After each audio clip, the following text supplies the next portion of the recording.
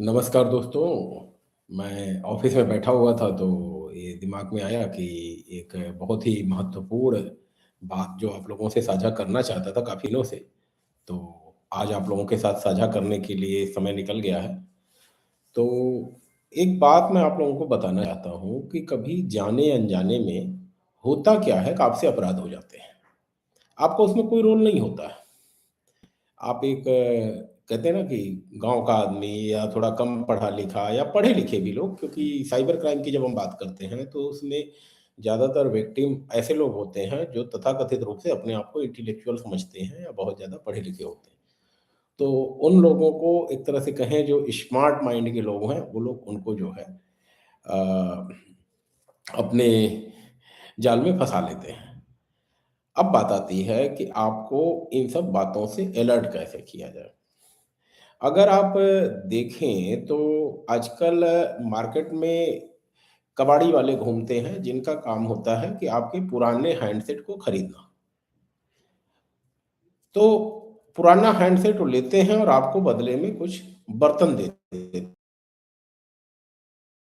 तो किस प्रयोग में आ सकता है? देखिए, मैं नहीं कह रहा कि यह है ही, लेकिन इस बात की पूरी संभावना है कि अगर आप फ़ोन की कुछ कीमत दी जा रही है, तो निश्चित ही उसका कहीं दुरुपयोग हो रहा है। और उसमें सबसे बड़ा जो दुरुपयोग हो सकता है, आपके फ़ोन के अंदर एक चीज़ होती है जिसको हम कहते हैं आईएमईआई नंबर।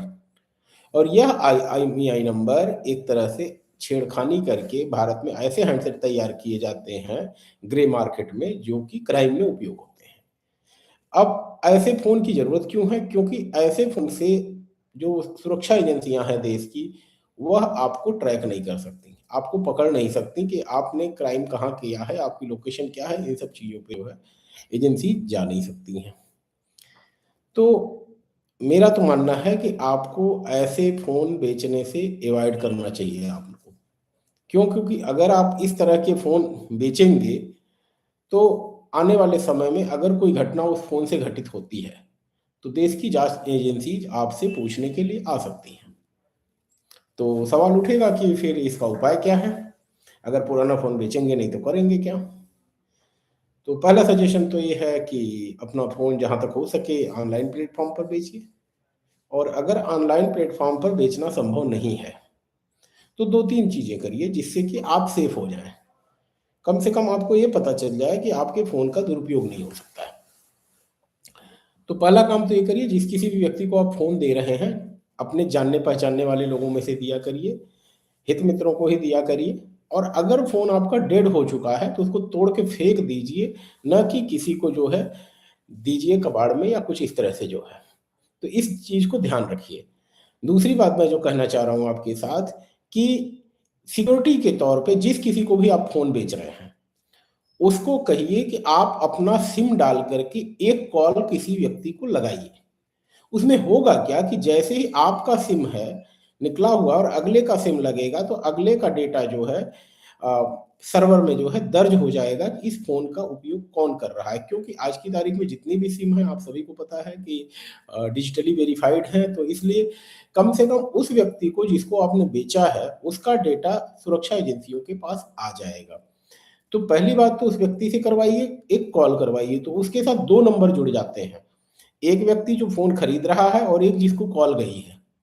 तो ऐसे में आपकी सेफ्टी ज़्यादा सिक्योर हो जाती है और कल को जब जाँच एजेंसी जब पूछेंगी, तो आप इतना कह सकते हैं कि मैंने बेचा था, अपने सामने फ़ोन करवाया था और इस आईएमईआई पे आप देखिए, आपकी कॉल डिटेल सामने आ जाएगी, लोकेशन सामने आ जाएगी।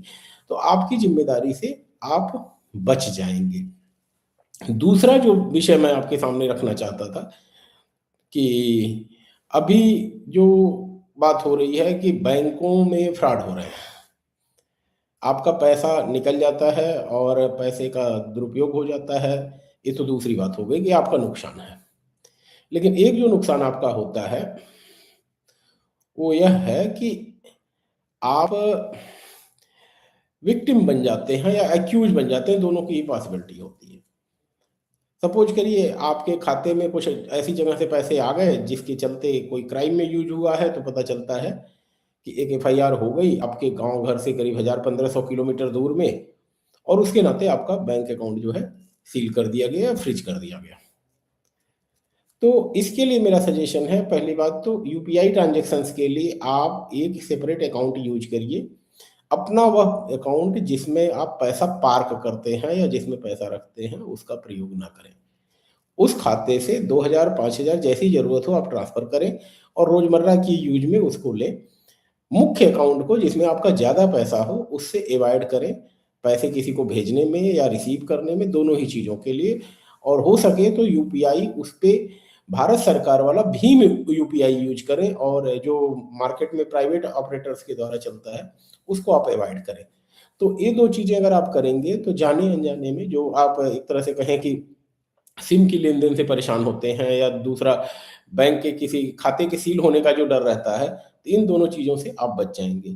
तो मेरा इस लाइव करने का मेन मकसद यही था कि आप लोगों तक यह जानकारी पहुँचे, और आप प्लीज़ इसको ज़्यादा से ज़्यादा लोगों तक पहुँचाएँ, जिससे कि किसी तरह से लोग बेवकूफ़ बनने से या सुरक्षा एजेंसियों के परेशान होने से बचें, और अपना दैनिक काम आसानी से कर सकें, किसी तरह की उनको दिक्कत परेशानी ना हो, अदालतों के चक्कर ना काटने पड़े। धन्यवाद।